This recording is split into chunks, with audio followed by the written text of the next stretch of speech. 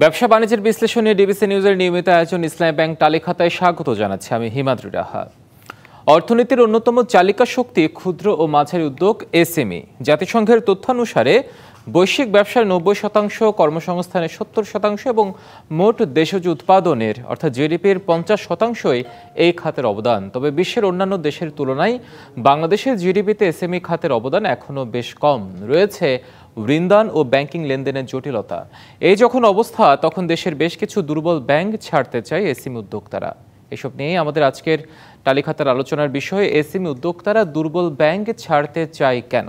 আলোচনা করতে অনলাইনে আমাদের সাথে যুক্ত রয়েছেন মিউচুয়াল ট্রাস্ট ব্যাংক পিএলসির ব্যবস্থাপনা পরিচালক ও প্রধান নির্বাহী সৈয়দ মাহবুবুর রহমান এবং Dhaka chamber of commerce and ইন্ডাস্ট্রির প্রেসিডেন্ট আশরাফ আহমেদ। আপনাদের দুজনকে স্বাগত আজকে আমাদের ইসলামী ব্যাংক তালিখাতায়। যে বিষয়টি বলছিলাম শুরুতেই, যে এসএমই উদ্যোক্তা যারা আছেন তারা দুর্বল ব্যাংকে ছাড়তে চায়। আসলে জনাব আশরাফ, আপনাকে দিয়ে শুরু করতে চাই। দুর্বল ব্যাংকে আর্থিক লেনদেনের সমস্যা আসলে কোন জায়গায়, কেন উদ্যোক্তারা ছাড়তে চাইছে? দেখুন, প্রথমে ধন্যবাদ জানাই আপনাকে আমাকে আমন্ত্রণ জানানোর জন্য। দুর্বল ব্যাংকের ক্ষেত্রে যেটা হচ্ছে যে এই দুর্বল ব্যাংকগুলো একদিকে যেমন আপনার প্রয়োজনীয় চলতি ঋণের যেটা দরকার, যোগান যেটা দেওয়া দরকার সেটা দিতে পারছেন না তারা, কারণ তাদেরও তো নিজস্ব লিকুইডিটি ইস্যুস আছে। এই অবস্থায় ব্যবসা বাণিজ্য চালানোটাই কঠিন হয়ে যাচ্ছে। তো আপনার ব্যাংক যদি আপনাকে অপারেশন সাপোর্ট করতে না পারে, তখন আপনার আসলে অন্য ব্যাংকে সরে যাওয়া ছাড়া অন্য কোনো অপশন খুব একটা থাকে না। এই যে এই প্রসেসটাতে, এই ট্রানজিশন প্রসেসটাতে কিন্তু আপনার একটা বড় ধরনের সমস্যা তৈরি হয়। যে দেখুন, যদি এই ট্রানজিশনটা যদি স্মুথ না হয়, তখন আমাদের জন্য একটা বিজনেস ইন্টারাপশন হয়। আমাদের পক্ষে তো আসলে একটা ব্যাংকের সমস্ত ব্যবসা বন্ধ করে, সমস্ত ঋণ পরিশোধ করে তারপরে আবার নতুন করে শুরু করাটা সম্ভব না। এই ট্রানজিশনটাতে আসলে ব্যবসাকে চলমান রেখেই, ব্যাংকিং চলমান রেখেই করতে হবে। এই জায়গাটায় আসলে যদি আমার মনে হয় বেশ কিছু আমাদের যে কনভেনশনাল প্রসেসেস এবং প্র্যাকটিসেস যেগুলো আছে, সেখানে আমার মনে হয় কিছুটা নজর দেওয়ার দরকার। কারণ এটা না হলে যে স্মুথ ট্রানজিশনটা দরকার এবং যে বিজনেস ইন্টারাপশন যেটা হচ্ছে কিংবা হবে, সেটা যাতে না হয় সেই ব্যবস্থা করার জন্যই আসলে কিছুটা আপনার রেগুলেটরি ইন্টারভেনশন দরকার আছে। নিশ্চয়ই, আপনি থাকুন আমাদের সাথে। সৈয়দ মাহবুবুর রহমান আরেকজন অতিথি আছেন আমাদের সাথে। সৈয়দ মাহবুবুর রহমান, আমরা কথা বলতে চাই। শুনলেন আশরাফ আহমেদ বেশ কিছু তার যুক্তি তুলে ধরেছেন। এসএমই ব্যাংকিং, এই সংকট নিশ্চয়ই একদিনে তৈরি হয়নি। আপনার নিজেরই কিন্তু এসএমই ব্যাংকিং খাত নিয়ে দীর্ঘদিনের অভিজ্ঞতা রয়েছে। তারই আলোকে আপনি কিভাবে বিশ্লেষণ করবেন বিষয়টিকে?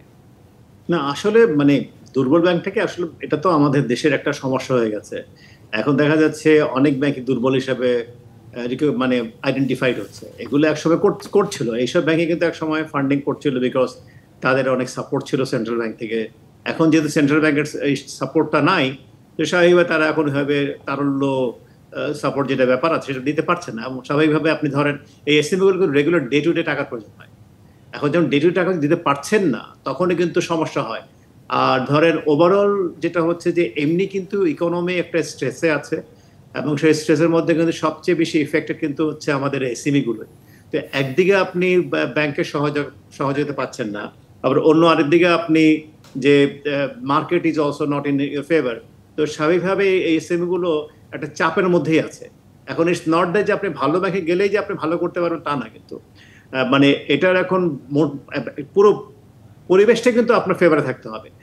আর আমার কাছে যেটা মনে হয় যে এখন ব্যাংকগুলোর রিস্ক অ্যাপারেট থাকতে হবে। দেখা যাচ্ছে বেশিরভাগ ব্যাংকের কিন্তু এসএমইতে ফান্ডিং করতে চান না, কেন এটা সেই রিস্ক অ্যাপারেটটা নাই। কেন আপনি যদি দেখেন যে আপনি যদি ওভারঅল এসএমই এনপিএল দেখেন বাংলাদেশে, তাহলে দেখবেন যে ওই ওভারঅল এসএমই এনপিএল কিন্তু ভেরি হাই, 15-20% মতো।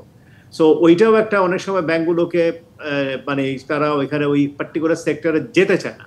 বাট আমার কাছে মনে হয় যে এটা আসলে পুরো মডেলটাই জন্য দায়ী। এটা আমি কাস্টমারকে দায়ী করবো না, এটা মডেলটাই দায়ী। কারণ আমাদের মধ্যে দেখা যায় ব্র্যাক ব্যাংক কিন্তু ডুইং ভেরি ওয়েল, তাদের SME NPL is very low. তো এই মডেলটাকে আমাদের দেখতে হবে আসলে এই এসএমইগুলোকে সহায়তা করার জন্য। সো ইটস নট জাস্ট দুর্বল bank, at the same time যে সমস্ত ব্যাংকগুলো এসএমই ফান্ডিং করছে তাদেরও কিন্তু মডেলটাকে রিলুক করতে হবে। তা আদারওয়াইজ কিন্তু আপনার এসএমইদের যে অ্যাক্সেস টু ফাইন্যান্স আপনার সবসময় কিন্তু সমস্যা থেকেই যাবে। জনাব আশরাফ, যে কথা বলছিলেন সৈয়দ মাহবুব রহমান, যে সেন্ট্রাল ব্যাংকের সাপোর্টের কথা বলছিলেন তিনি, এই বিষয় নিয়ে আপনারা কেন্দ্রীয় ব্যাংকের সাথে কথা বলেছেন কিনা? আসলে জি, আপনি যদি মনে রাখেন যে আমরা কিন্তু কয়েক সপ্তাহ আগেই যখন সেন্ট্রাল ব্যাংকের গভর্নরের কাছে আমরা রিকোয়েস্ট করেছিলাম যে এসএমই খাতে ঋণ প্রবাহ বাড়ানোর জন্য সেন্ট্রাল ব্যাংকের যে উইন্ডোগুলো আছে, আপনার প্রি ফান্ডিং আছে, পোস্ট ফান্ডিং আছে, ক্রেডিট গ্যারান্টি স্কিম আছে, এগুলোকে আসলে আরো বেশি সচল করা দরকার। কারণ আমরা যেটা দেখতে পাচ্ছি যে পুরোপুরি এসএমই খাতে একটা বড় ধরনের চাপ সৃষ্টি হয়েছে ঋণের প্রবাহ কমে যাওয়ার ফলে। ইন্টারেস্ট কিন্তু একটা পোর্শন অনলি। এখানে আরো একটা জিনিস যেটা মাহবুব ভাই যেটা ঠিকই বলেছেন যে আমাদের তো এসএমই ফান্ডিং মডেলই ফান্ডামেন্টাল সমস্যা আছে। এটা তখন যেটা হচ্ছে যে আপনার এমনিতেই একটা সমস্যা সংকুল একটা সেক্টরে আপনার যদি আপনি আবার নতুন করে যদি চাপ সৃষ্টি করেন, তখন আসলে এটা একটা ব্রেকিং পয়েন্টে চলে যেতে পারে। আমাদের সবচেয়ে বড় আশঙ্কাটা এটা নিয়েই, যেই কারণে আমরা বারবার বলছি যে এসএমই খাতে যদি আপনি ঋণ প্রবাহ বাড়াতে না পারেন, তাহলে কিন্তু এই খাতের এক্সপানশন কিংবা কন্টিনিউড অপারেশন এট কারেন্ট লেভেল এটা সম্ভব হবে না। সো এই কারণেই আমরা যেটা বারবার বলার চেষ্টা করছি যে আপনার এসএমই খাতের একদিকে যেমন আপনার ঋণ প্রবাহ বাড়াতে হবে, সেই সাথে দুর্বল ব্যাংকগুলো থেকে বেরিয়ে যেতে তারা নতুন ভালো ব্যাংকগুলোতে যেতে পারেন। এখানেও সবচেয়ে বড় ইস্যুটা হচ্ছে ভালো ব্যাংকগুলো তো আসলে ওই রিস্ক অ্যাপেটাইট থাকতে হবে, তাদেরকে তো ওই বিজনেস মডেলটাকে অ্যাকসেপ্টেবল মনে করতে হবে। তো এই কাজগুলো আসলে যদি যত তাড়াতাড়ি করা সম্ভব ততই আসলে আমাদের জন্য ভালো হবে। আরেকটি বিষয় আপনার কথা ধরে বলতে চাই, দুর্বল ব্যাংক থেকে বেরিয়ে ভালো ব্যাংকে যাওয়ার কথা বলছিলেন। আসলে এই ব্যাংকের পরিবর্তনটা কি আদৌ সংকটের সমাধান? এটা ছাড়া আমি কোনো আসলে সমাধান দেখি না। কারণ দেখুন, দুর্বল ব্যাংকগুলো আগামীকালকে ভালো হয়ে যাওয়ার কোনো সম্ভাবনা নেই। চান্সেস আর এদের মধ্যে অনেকগুলোই আসলে বড় ধরনের রিস্ট্রাকচার নিয়ে যাবে এবং সেখান থেকে বেরিয়ে নর্মাল বিজনেস অ্যাজ ইউজুয়ালি ফিরতে তাদের অনেক বছর সময় লাগবে। তো এই সময়টাতে কিন্তু আমরা উদ্যোক্তারা কি বসে থাকতে পারবো না। এবং আমাদের যদি ঋণের প্রবাহ যদি চলমান না থাকে, তখন যেটা বারবার বলছি আমি যে তাহলে বিজনেস ইন্টারাপশন হবে। বিজনেস ইন্টারাপশন হলে আপনার একদিকে যেমন ব্যাংক্রাপসি বাড়বে, অন্যদিকে আপনার প্রোডাক্টিভ ক্যাপাসিটি কমবে, আপনার কর্মসংস্থান কমে যাবে। আমরা তো চাই না যে এরকম একটা সিচুয়েশন তৈরি হোক। নিশ্চয়ই, আপনারা দুজন থাকুন আমাদের সাথে। আমরা একটা ছোট্ট বিরতিতে যেতে চাই, বিরতির পর ফিরে এসে আমরা আবার আপনাদের সাথে কথা বলবো। বিরতি নিয়েছি। ব্যবসা বাণিজ্য বিশ্লেষণের ডিবিসি নিউজের নিয়মিত আয়োজন ইসলামী ব্যাংক টালি খাতায়, সঙ্গে থাকুন। আবারও স্বাগত জানাচ্ছি ব্যবসা বাণিজ্যের বিশ্লেষণের ডিবিসি নিউজের নিয়মিত আয়োজন ইসলামী ব্যাংক টালি খাতায়। টালি খাতায় আজকের আলোচনার বিষয়, এসএমই উদ্যোক্তারা দুর্বল ব্যাংক ছাড়তে চায় কেন। আমরা আবারও ফিরছি আলোচনায়। সৈয়দ মাহবুবুর রহমান, আপনাকে দিয়ে বিরতি পর শুরু করতে চাই। বিরতির আগে আশরাফ আহমেদ যেমনটি বলছিলেন যে তার সাথে যে বিষয়টি নিয়ে কথা হচ্ছিল, আসলে ব্যাংক পরিবর্তন না করেও কি এই সংকটটা সমাধানযোগ্য কিনা, তিনি তার বেশ কিছু যুক্তি তুলে ধরেছেন।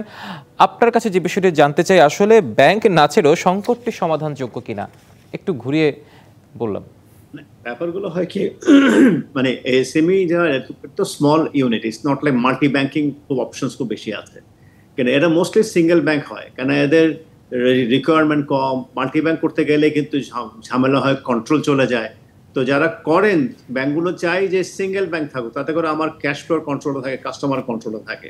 তো সেই জন্য একটা ব্যাংক হলেই ভালো। এখন মুশকিলটাও যেটা একটু বললো যে এখন অন্য ব্যাংক থেকে আনতে গেলে তখনই কিন্তু সমস্যাটা হয়। কেন যেটা হয়, একটা ব্যাংকে অনেক ধরে এসছে, একটা কমফোর্ট লেভেলও ছিল।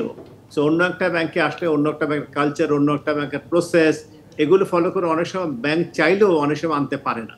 এটা একটা ব্যাপার আছে, কারণ এক একটা ব্যাংকের প্রসেস একরকম, কালচার একরকম, ক্রেডিট সিস্টেম এক এক ধরনের হয়।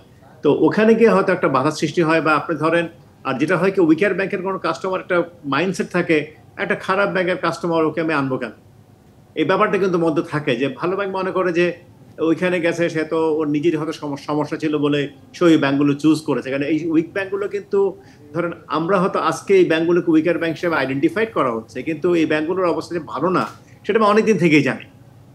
তো ওই ব্যাপারে কিন্তু অনেক সময় ব্যাংকগুলোর একটা ইনোভেশন থাকে, যারা মোটামুটি কনসিডার বেটার ব্যাংকস, অন্য ব্যাংকের কাস্টমারের আনার ব্যাপার। আর একটা যেটা হচ্ছে বোর্ড থেকে ধরেন একটা থাকে যে take over loan. Take over লোনের অনেক ক্ষেত্রে কিন্তু একটা এগেইন ব্যাংকগুলোর একটা সর্ট অফ নেগেটিভ একটা ইয়ে আছে, যে টেক ওভার লোনই অনেক সময় দেখা যাচ্ছে কি, আশরাফ একটা ব্যাংকার ছিলেন, আশরাফ জানেন যে ওই টেক ওভার লোনের প্রতি একটা অ্যালার্জি কিন্তু ইন জেনারেল আছে। তো যার জন্য করতে গেলে যেটা হয়, যেমন আমি দেখেছি আমার বোর্ডের ক্ষেত্রে, যে নতুন লোন থেকে যে ফান্ড রিস্ক যদি বেশিও থাকে, টেকে মানে you just start building the relationship ওর সাথে। ওই টেক ওভার হয়ে গেলে হয় কি, দেখা গেছে যে আপনি যদি বেশিরভাগ ব্যাংকেই যান, টেক ওভার সব ডিও প্রসেস না হলে, এবং ঠিকমতো সবসময় ডিও প্রসেস হয় না বেশিরভাগ সময়, যার যে ওই লোনটা খুব তাড়াতাড়ি খারাপ হয়ে যায়, কারণ ওই ব্যাংকটা চায় ওই কাস্টমারকে ছেড়ে দেওয়ার জন্য। সো এইটা একটা আমার মনে একটা চ্যালেঞ্জ থেকেই যাবে। বাট হ্যাভিং সেড দ্যাট, আমার SME is very important for us.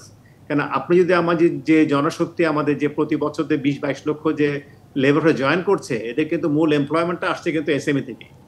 আপনার সো এসএমই কে আমি কোনোভাবেই মানে ওভারলুক করতে পারবো না। আমাদেরকে যে কোনোভাবেই হোক এসএমই কে জিয়ে রাখতে হবে। সেটা সেন্ট্রাল ব্যাংকের রিফাইন্যান্সিং টুল বলেন, অনেক কিছু বলেন, but at the same time যেমন ধরেন ক্রেডিট গ্যারান্টি স্কিম, এইটাকে আমার মনে হয় আরো বেগবান করতে হবে। এখানে আরো বেশি করে কি করা যায় সেগুলো আমরা অলরেডি কথা বলছি সেন্ট্রাল ব্যাংকের সাথে, যাতে করে ব্যাংকগুলোর একটা রিস্ক অ্যাপেটাইট থাকে যে করবো। আরেকটা যেটা হচ্ছে কি, এখন অটোমেশনের জমানা, এখন আসলে এইভাবে কিন্তু আমাদের যেতে হবে। ট্র্যাডিশনাল রুট ফলো করে ইন্টারেস্ট রেট বেশি চার্জ করা যাবে না। ওইভাবে করতে গেলে কেন, SME is nothing but very supervised credit, specially small and micro.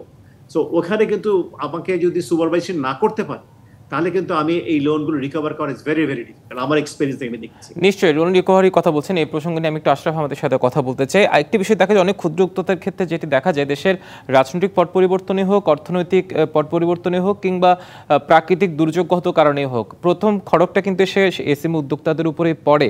এবং এসব ক্ষেত্রে অনেকে যায় তারা যে ঋণ পরিশোধে ব্যর্থ হয়, এমন না যে তারা ঋণ পরিশোধ করতে চায় না, আসলে ঘটনা পরিপ্রেক্ষিতে হয়তো বা তারা সেটি ব্যর্থ হয়। এইসব গ্রাহকদের ক্ষেত্রে আসলে করণীয়টা কি?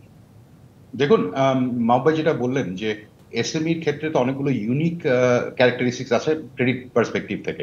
কারণ আপনি এক্স্যাক্টলি বলেছেন যে দেখুন, এসএমইতে যেটা হয় যে প্রাইমারিলি আপনার ক্যাপিটাল বেস অনেক ছোট থাকে, ফলে আপনার যে কোনো দুর্যোগ কিংবা যে কোনো আনঅ্যান্টিসিপেটেড লস হলেই তারা আসলে ওই অপারেটিং ক্যাপিটাল আর ধরে রাখতে পারেন না। তখন যেটা হয়, তখন আপনার ইনসাফিসিয়েন্ট ক্যাপিটালের কারণে এই ব্যবসাগুলো বসে যাওয়ার সম্ভাবনা অনেক বেশি থাকে।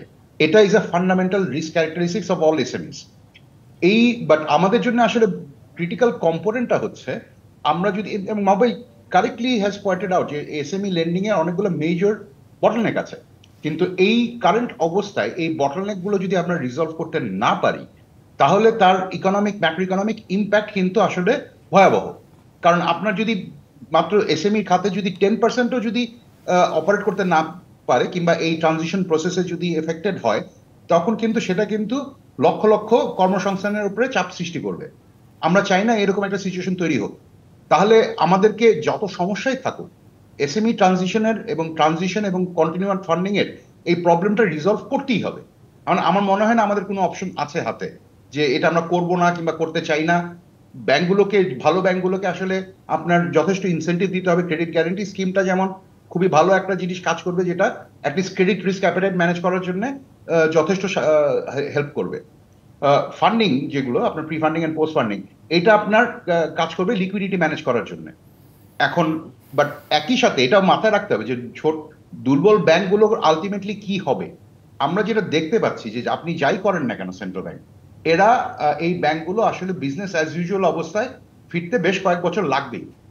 এটার কোনো আমি আসলে অল্টারনেট, সেক্ষেত্রে একটা অন্তর্বর্তী সমাধান নিশ্চয়ই দরকার। জনাব আশরাফ আহমেদ এবং সৈয়দ মাহবুবুর রহমান, আপনাদেরকে অসংখ্য ধন্যবাদ আজকে আমাদের টালিখাতে এসে আপনাদের মূল্যবান সময় দেওয়ার জন্য। দর্শক, ব্যবসা বাণিজ্যের বিশ্লেষণে ডিবিসি নিউজের নিয়মিত আয়োজন ইসলামী ব্যাংক টালিখাতা যে পর্যন্ত, এই সঙ্গে থাকুন।